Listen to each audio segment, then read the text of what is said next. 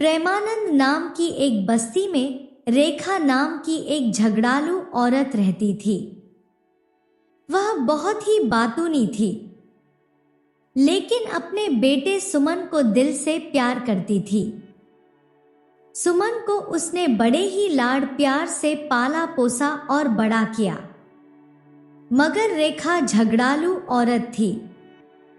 इसी कारण से कोई भी सुमन को अपनी लड़की देने को तैयार ना था। एक बार सुमन किसी काम से दूर के एक गांव में गया। उस गांव के तालाब के पास उसने एक सुंदर युवती को देखा। वह युवती उसको बहुत ही अच्छी लगी। फिर क्या था, वह उस युवती के पीछे पीछे उसके घर पहुंच गया। युवती को भी सुमन बहुत ही पसंद आया। सुमन को पता चला कि युवती का नाम प्रिया है। सुमन युवती प्रिया के घर में पहुंच गया। सुमन ने प्रिया के माता पिता को बताया कि वह प्रिया को पसंद करता है और प्रिया से शादी करना चाहता है।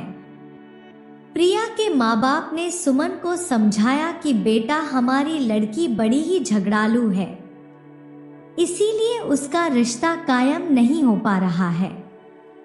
अगर फिर भी तुम चाहो और तुम्हें ये पसंद है तो तुम इसके साथ शादी कर सकते हो। सुमन ने अपनी माँ के बारे में सारी बातें उन लोगों को बता दी। उन लोगों ने सोचा कि ऐसी सास के मिलने से प्रिया सुधर जाएगी, इसीलिए सुमन के साथ प्रिया की शादी कर दी गई। अपनी पत्नी को साथ लेकर घर लौटे सुमन को देखकर रेखा पहले अचरज में आ गई, मगर वह ये सोचकर खुश हो गई कि आखिर किसी ना किसी ने उसके लड़के को अपनी लड़की ब्याह ही दी है। 1 महीने तक रेखा ने अपने बेटे और बहू को आराम से रखा।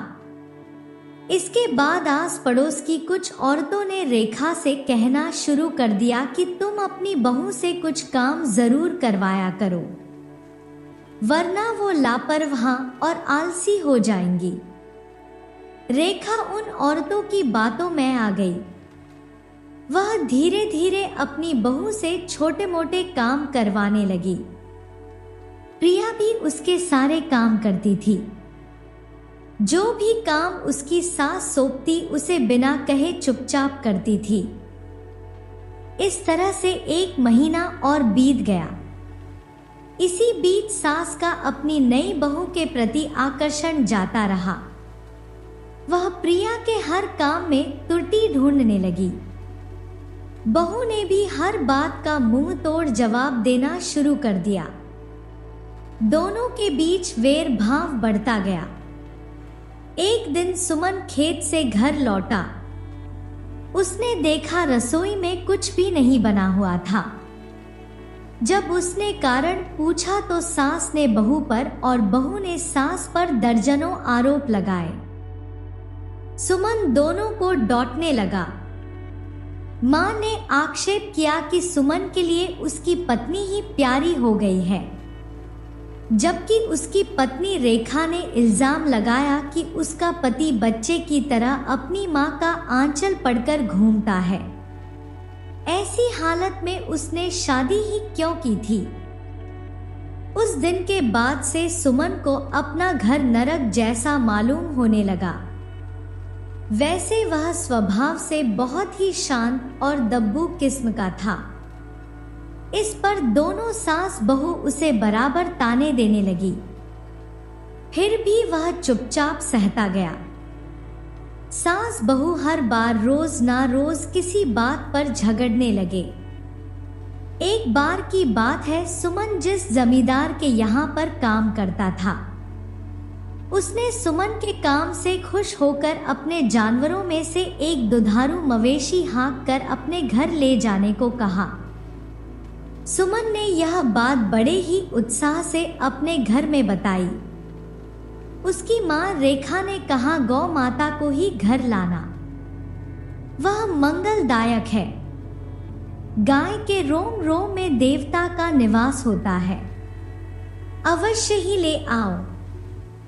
जबकि पत्नी ने कहा, नहीं, हम भैंस लेंगे। भैंस का दूध गाढ़ा होता है। बात बढ़ती गई और झगड़े का रूप धारण कर लिया। सुमन ने सोचा कि जब झगड़ा खत्म हो जाएगा तब दोनों को समझाएगा, पर ऐसा नहीं हुआ। दूसरे दिन मलिक ने सुमन से पूछा, तुम गाय को लेकर नहीं गए? सुमन ने अपनी पूरी कठिनाई मलिक को बता दी। मलिक ने कहा, मैंने तो अपनी सारी भैंसें बाजार में बेच दी है। अब मेरे पास सिर्फ गाय ही रह गई है। तुम एक गाय ही ले जो। गाय का दूध तो सुपाच्य और रोग निवारक होता है। यह हर तरह से भैंस के दूध से उत्तम माना जाता है। अपनी समस्या के इस प्रकार हल होने पर सुमन खोजता और यह बात घर में बताई। उसकी मां रेखा ने खुश होकर कहा, हमारे घर भैंस के आने से भगवान ने ही बचाया है। पत्नी बोली, भैंस को लाने का भाग्य सबको थोड़े ही होता है। उसकी पत्नी ने झट से ताना मार दिया। इस पर दोनों में फिर से लड़ाई हो गई। सुमन ने सोचा कि अब यह लड़ाई खत्म नहीं होगी। वह बोला, मैं अभी जाकर गाय को हाँक लाता हूं। तभी उसकी पत्नी प्रिया बोली, गाय को ही लाना है तो काली गाय को लेकर आना। कम से कम भैंस जैसे रंग को ही देखकर ही खुश हो जाऊंगी। मां ने कहा, सुनो बेटा, तुम गाय तो ले आओ, परंतु काले रंग का क्या करना है? तुम सफेद गाय ही लेकर आना। इस बात को लेकर सास बहू में फिर से वाद विवाद छिड़ गया। तुम काले रंग की निंदा करती हो, क्या तुम काली नहीं हो? प्रिया ने अपनी सास को चिढ़ाते हुए कहा। तब उसकी सास बोली, तुम सफेद रंग की निंदा करती हो, क्या तुम सफेद नहीं हो? प्रिया बोली, मैं सफेद रंग की होती तो चुप रह जाती, मेरा रंग पीला है। सुमन ने सोचा, इनका झगड़ा अब खत्म होने वाला नहीं है। उसने खुद ही खाना परोसा और खाकर सो गया। अगले दिन मलिक ने सुमन को फिर से याद दिलाया, तुम गाय को लेकर क्यों नहीं गए? सुमन ने अपनी तकलीफ बता दी। तब उसके मालिक ने कहा, सुनो, मेरे घर में सास बहू का झगड़ा तो नहीं है, परंतु मेरी 2 पत्नियों हैं। वे भी पहले इसी तरह से झगड़ा करती थी। आखिरकार मैंने एक युक्ति लगाकर उनमें दोस्ती करवा दी। मालिक, वह युक्ति मुझे भी तो बताइए। 2 शत्रुओं को अगर एक होना हो तो उनसे भी बलवान एक शत्रु की जरूरत होती है। मैं ऐसे बलवान शत्रु को कहां से ढूंढ कर लाऊं मालिक? वह शत्रु तुम ही हो, मालिक ने हंसते हुए कहा। सुमन ने भाप लिया कि उसे क्या करना है। वह उसी दिन शाम को मलिक के घर से चितकाबरी रंग की गाय हाँक कर ले आया। सास बहू दोनों चितकाबरी गाय को देखकर सुमन पर टूट पड़े। तब सुमन क्रोध में आ गया और अपनी मां से बोला, तुम अब ज्यादा दिन तक जिंदा रहने वाली थोड़ी हो, और बात बात पर छोटों को श्राप क्यों देती हो? तुम्हें कुछ तो अक्ल होनी चाहिए। सुमन ने ये सारी बातें गुस्से में आकर और डांटते हुए कहे। तब प्रिया ने सोचा कि अब सुमन उसका पक्ष लेगा, इसीलिए वह जोर जोर से चिल्लाने लगी। इस पर सुमन ने उसको घूर कर देखा और गुस्से से बोला, तुम अपना काम देख लो, मर्दों के काम में दखल ना दो। मालिक ने मुझे गाय लाने को कहा था, मैं अपनी पसंद की गाय हाँक लाया हूं।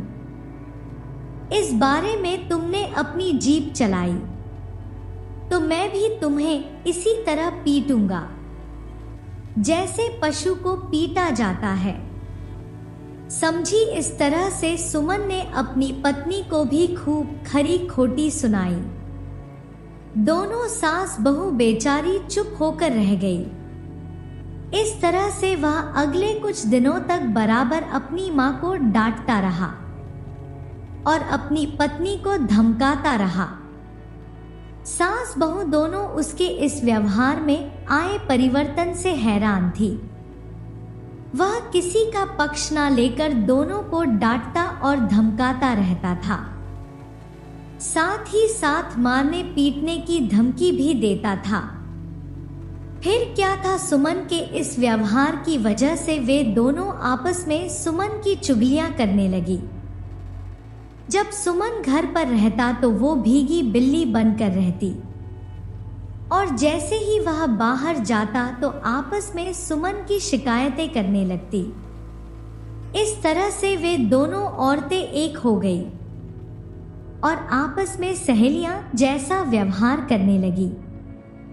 उन दोनों में धीरे धीरे घनिष्ठता बढ़ती ही जा रही थी और फिर उन दोनों के बीच में मनमुटाव हमेशा के लिए खत्म हो गया। जब सुमन ने देखा कि दोनों सास बहू आपस में मिलजुल कर रहती हैं, तो उसने भी धीरे धीरे उनको डांटना डपटना बंद कर दिया और इस तरह से पूरा परिवार एक खुशहाल परिवार बनकर जीवन बिताने लगा। एक शहर में करण नाम का एक ठग रहता था। वह बहुत ही चालाक ठग था और ठगी के नए नए तरीका अपनाया करता था। एक दिन करण ने एक हीरो के व्यापारी को ठगने की योजना बनाई। वह कई दिन तक उस अजय की दुकान की निगरानी करता रहा। फिर सब कुछ जानकर वह एक दिन अजय की दुकान में गया। उसने सेठ को अत्यंत कीमती हीरे दिखाए। उन हीरों को देखकर सेठ की आंखें फटी की फटी रह गई।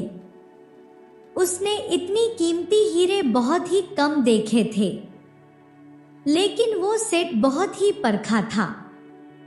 उसने हीरो को उलट पलट कर देखा, गौर से परखा। फिर वह करण से बोला, यह हीरे नकली है। उसकी बात सुनकर ठग करण नाराज हो गया और बोला, ये हीरे असली है। संसार में इससे ज्यादा कीमती हीरे आपको कहीं नहीं मिलेंगे। आपकी परख सही नहीं है।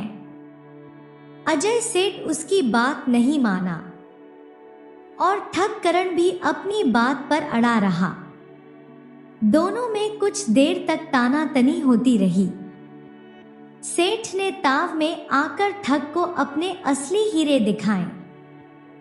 बस फिर क्या था, ठग करण ने उसी समय योजना बना ली कि किस प्रकार से उन हीरो को ठगना है। लेकिन सेठ भी कम चालाक नहीं था। उसने उन हीरो को फिर से छुपा दिया। ठग करण चुपचाप वहां से चला गया। करण ने बाजार जाकर एक खाली पेटी खरीदी, जो बिल्कुल वैसे ही दिखती थी जैसी उस अजय के पास थी, जिसमें उसने अपने कीमती हीरे रखे हुए थे। साथ ही साथ करण ने एक चूहा भी पकड़ लिया और अपनी जेब में छिपा लिया। बाजार से खरीदी हुई पेटी और चूहे को जेब में रखकर करण अगले दिन फिर से उस व्यापारी के पास गया। इस बार करण ने अपना भेष बदल रखा था। वह आवाज बदलकर सेठ से बोला, सेठ जी, मैं आपको सावधान करने आया हूं। सेठ बोला, लेकिन किस लिए? करण बोला, आपके हीरे कल चोरी हो गए हैं। सेठ ने कहा, कैसे? वह बोला, कल जो आदमी आपके पास आया था वह मशहूर ठग करण था। करण का नाम सुनकर सेठ का तो दम ही निकल गया। फिर भी वह स्वयं को संभालते हुए बोला, यह कैसे हो सकता है? मैंने अपने हीरो की पेटी तो संभाल कर रखी है। सेठ के इतना कहते ही ठग करण ने सेठ को एक पेटी दिखाई। ये पेटी सेठ के हीरो की पेटी से खूब मिलती थी। उसे देखकर सेठ के होश गुम हो गए। करण बोला, ये खाली पेटी मुझे ठग ने दी है और कहा है कि सेठ को बतला देना। सेठ के शरीर से पसीने छूटने लगे। वह लपक कर भीतर गया और तुरंत ही अपनी असली हीरो की पेटी संभाल कर ले आया और ठग को दिखाते हुए बोला, देखो यह रही मेरी पेटी। करण ठग ने अजय की पेटी को देखा। उसके बाद उसने अपनी पेटी को देखा। इसके बाद ठग ने चुपके से अपनी जेब से चूहा निकला और ऐसे उछाला कि सेठ चौंक पड़ा। पलक झपकते ही करण ने वह हीरो को पेटी बदल दी। सेठ एक बार ठहर गया और फिर अपनी पेटी लेकर भीतर चला गया। वापस आकर बोला, श्रीमान आपको ठग ने बेवकूफ बना दिया है। मेरी हीरो की पेटी तो मेरे पास बिल्कुल सुरक्षित है। इतना सुनकर करण ठग बड़बड़ाता हुआ वापस चला जाता है। जब वह सेठ की दुकान से बाहर आ गया तो वह मन ही मन बहुत प्रसन्न था कि उसने लाखों रुपए के हीरे चुरा लिए हैं। वह इन हीरो को लेकर एक दूसरे सोनार के पास गया। करण ठग हमेशा इसी सोनार को अपना माल बेचा करता था। सोनार जानता था कि यह ठगी का माल है, इसीलिए वह करण को माल की आधी कीमत ही देता था। कभी कभी तो माल की असली कीमत का चौथा हिस्सा ही देता था। सोनार ने हीरो की बहुत ही कम कीमत लगे, किंतु इतनी कम कीमत पर सौदा करने के लिए करण ठग राजी नहीं हुआ। सोनार ने कुछ कम ज्यादा किया, किंतु करण फिर भी नहीं माना। वह अपने हीरे लेकर वहां से चला गया। उन्हीं दिनों शहर में एक चोर आया हुआ था। उसे पता लगा कि करण ठग के पास बहुत से हीरे हैं। वह अपने चोरी के धंधे में करण का भी बाप था। वह चोरी की कला में उससे भी 2 हाथ आगे था। उसने सोचा कि किसी तरह से इन हीरो को चुराना चाहिए। करण ठग भी बहुत होशियार था। वह जानता था कि उसके हीरो की खबर पूरे शहर में फैल गई होगी और कई चोर लुटेरे इसी ताक में होंगे कि किस तरह से उसके हीरे उड़े जाएं। अपने हीरो को सुरक्षित रखने के लिए वह एक सराय में जाकर रहने लगा। ये सराय असल में एक किलेनुमा इमारत थी, जिसकी सुरक्षा व्यवस्था बेहद मजबूत थी। इस किलानुमा सराय में घुसना सरल नहीं था। दूसरी तरफ जो चोर शहर में आया था, उसका नाम था शिबू। शिबू समझ नहीं पा रहा था कि आखिर कैसे किलेनुमा सराय में घुसकर हीरे चुराए जाए। जब उसे कुछ ना सूझा तो उसे अपने गुरु की याद आई। उसका गुरु जो खुद भी एक महाचोर था, उसी ने शिबू को चोरी की कला सिखाई थी। शिबू चोर अपने गुरु महाचोर से मिला और अपनी सारी समस्या कह सुनाई। तब शिबू के उस्ताद ने कहा, तुम्हारा काम बन सकता है, परंतु ठीक वैसे ही करना होगा जैसे मैं तुम्हें बताऊंगा। सबसे पहले 12 बड़ी-बड़ी किलो का प्रबंध करो और एक हथौड़े का भी। किले मजबूत होनी चाहिए जो उस किले नुमा सराय की दीवारों में लगे पत्थरों के जोड़ों में आसानी से गड़ जाए।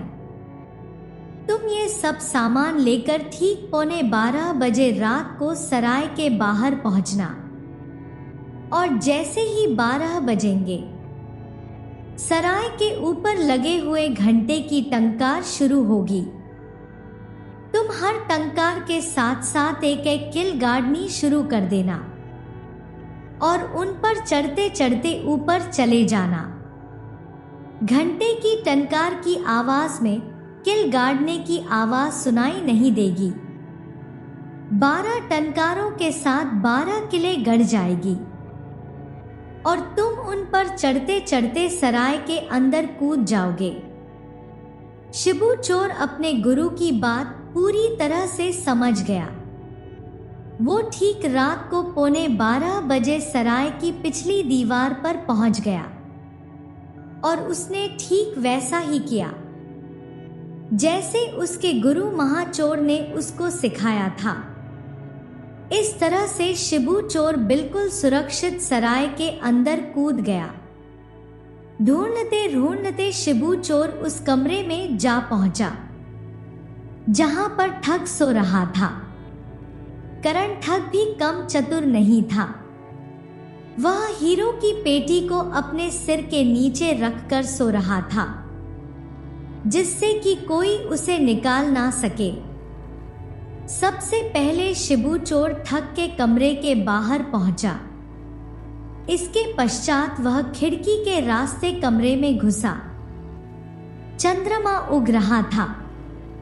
वह धीरे धीरे आकाश की ओर बढ़ रहा था। चोर चंद्रमा की रोशनी का इंतजार कर रहा था जिससे कि कमरे में उजाला हो सके। थोड़ी देर बाद चंद्रमा खिड़की के पास आ गया। चोर ने उसके उजाले में हीरो की पेटी को देखा। पेटी को ठग ने अपनी गर्दन के नीचे छुपा रखा था। शिबू चोर मन ही मन में बड़बड़ाने लगा, बड़ा ही उस्ताद है, लेकिन मैंने भी कच्ची गोलियां नहीं खेली। वह धीरे धीरे ठग के पास गया। उसने एक बार फिर से चारों ओर देखा। वहां पर सन्नाटा छाया हुआ था। सिर्फ ठग के खर्राटों की आवाज गूंज रही थी। शिबू चोर ने तुरंत इधर उधर देखा। उसे वहां पर एक ईंट दिखाई दी।